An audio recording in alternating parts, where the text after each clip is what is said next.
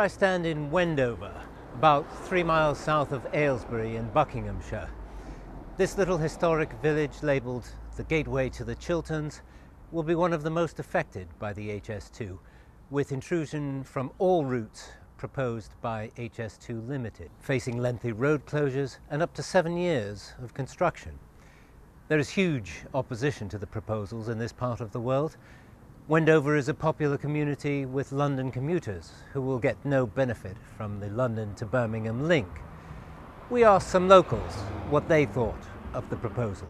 Wendover had a large weight taken off its shoulders with the installation of a bypass, taking the strain off some of the town's narrow 16th century streets. The town encapsulates many historic hamlets, including the Lee, the Hale, King's Ash and World's End. But how will this actually affect people using the existing line from London to Birmingham?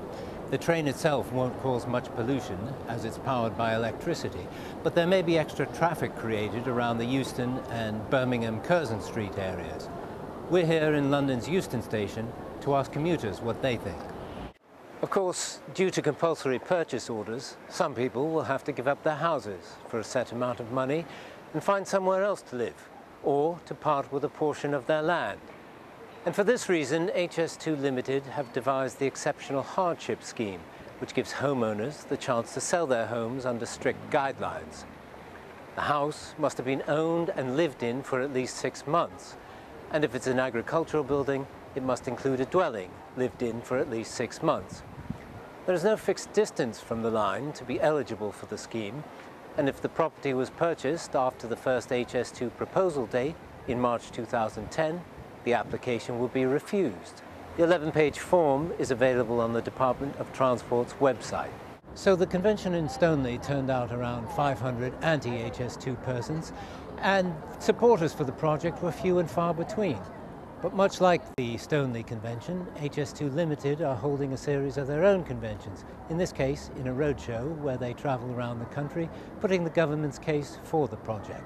Here we are in Swiss Cottage in London, where HS2 is holding one of its conventions. So Miranda, why is high-speed rail being considered now? Well, the demand for long-distance travel has been growing over the past few years and will continue to grow, and we need to move people around the country. The government's looked at a number of different alternatives to high-speed rail, conventional rail, road or aviation, but really high-speed rail came out as bringing the most benefits for the least cost. I see. And what exactly are those benefits? There's a whole range of benefits. It's not just around speed. Firstly, it solves our capacity problem. It enables people to travel. It'll also serve to underpin economic growth, and not just in the south. It'll bring it right up to the Midlands and beyond to our northern cities, and that will be a big benefit. There will also be regeneration in particular areas around the country and the creation of a number of jobs.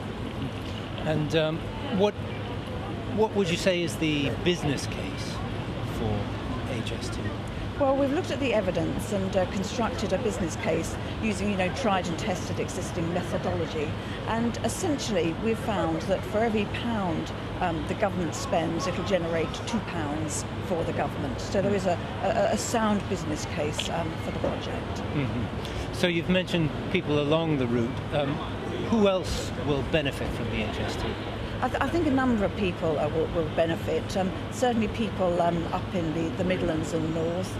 Businesses will benefit. The people who get jobs around the stations along the route will benefit. But also people just making journeys for pleasure, people who want to go to the continent, people that want to travel around this country. Around 70% of the travellers may well be from the leisure industry, bringing sort of money with them to different areas of the country. I see. Thanks very much for talking to us. Thank you. Rail travel certainly has come a very long way since the days of steam trains, personalised luxurious cabins and executive carriages with decanters on the side, wood-burning stoves, Chesterfield furniture and a dining service.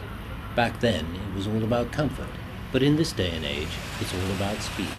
In 1994 the Eurotunnel was opened, taking passengers to France in just a few hours, from London to Paris and eventually Brussels.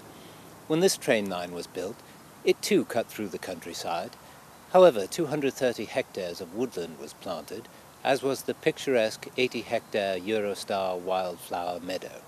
Though it is almost certain the HS2 route will persuade people to visit and explore England, produce thousands of jobs during its construction and run, generate billions for the economy, and provide a smooth, comfortable ride to the Midlands, after all, cutting journey times has always been attractive, the future is uncertain. It worked in Japan with the Shinkansen, with an average time deviation of just 36 seconds, and in Germany with the ICE train system.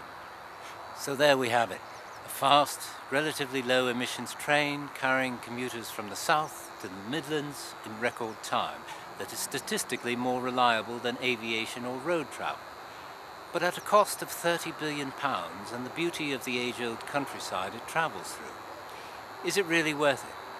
For the time being, the HS2 has tremendous pressures on either end of the scale. The current financial condition of the country, the need for high-speed travel, and the immense opposition causes further uncertainty. That's all for now from Burning Issues. I'm William Neenan. Thank you for watching.